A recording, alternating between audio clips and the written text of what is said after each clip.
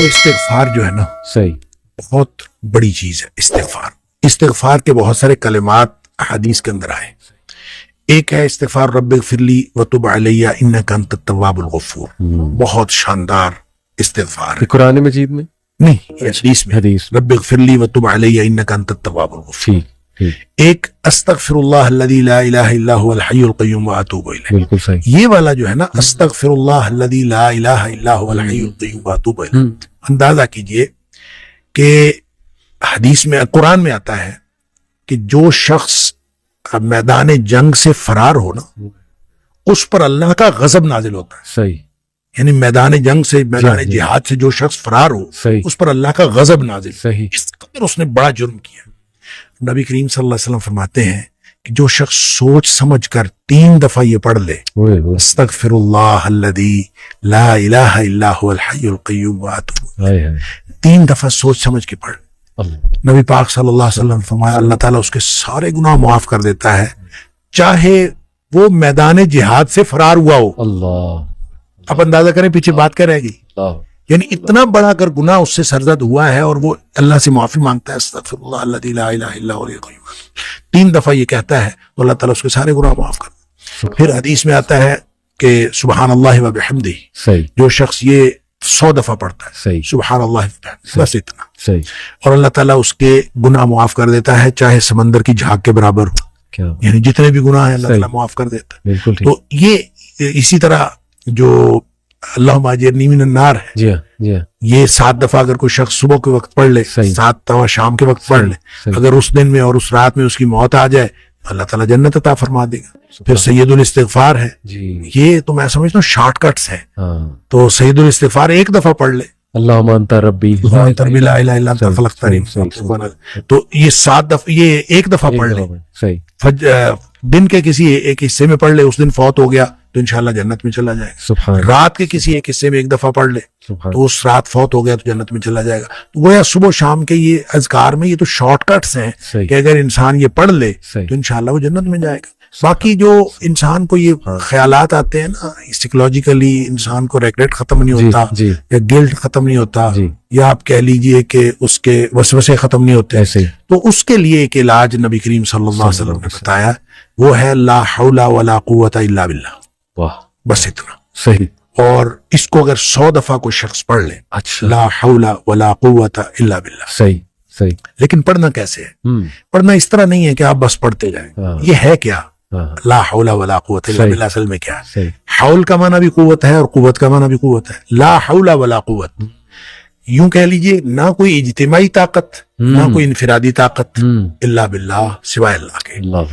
یا نہ گناہ چھوڑنے کی طاقت نہ نیکی کرنے کی طاقت صحیح. الا باللہ. یعنی یا تو ایک کو پازیٹیو بنا لے ایک کو نیگیٹو بنا لے یا ایک کو اجتماعی یا ایک کو انفرادی. صحیح.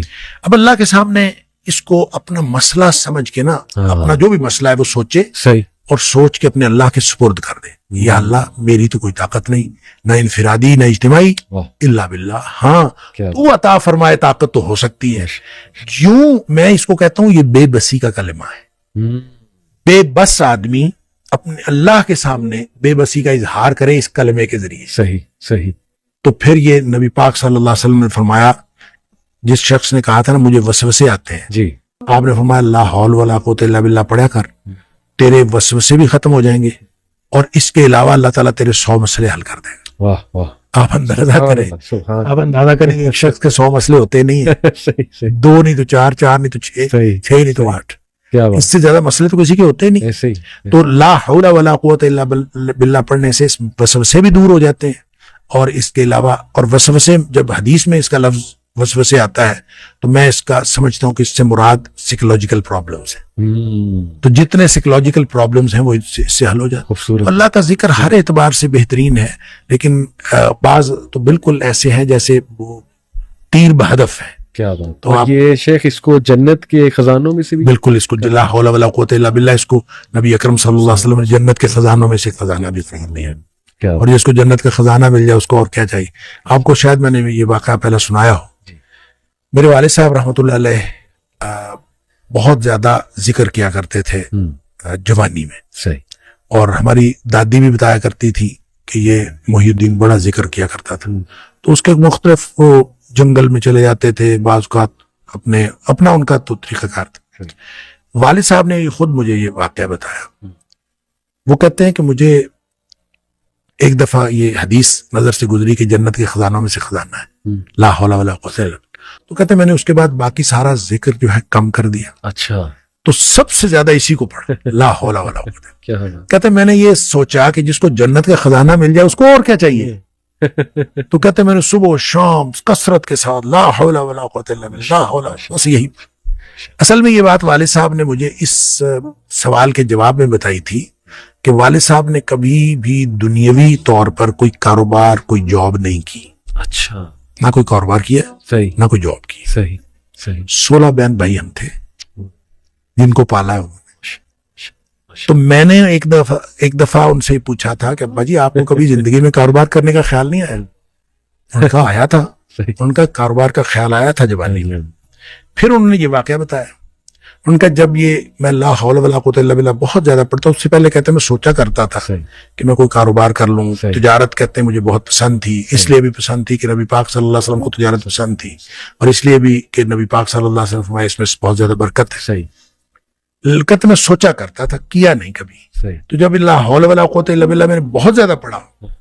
کہتے ایک دفعہ خواب میں مجھے اللہ تعالیٰ نے دکھایا کہ میرا یوں کر کے دھڑ جو ہے وہ آدھا کر دیا گیا. اچھا. آدھا کر کے مجھ سے الگ کر دیا گیا. اچھا. اور میرا آدھا دھڑ الگ ہو گیا لیکن میں باقی کا پھر بھی مکمل ہوں. یعنی وہ آدھا دھڑ الگ کر دیا گیا ہے اور میں پھر بھی مکمل ہوں. صحیح. اور مجھے خواب میں ہی بتایا گیا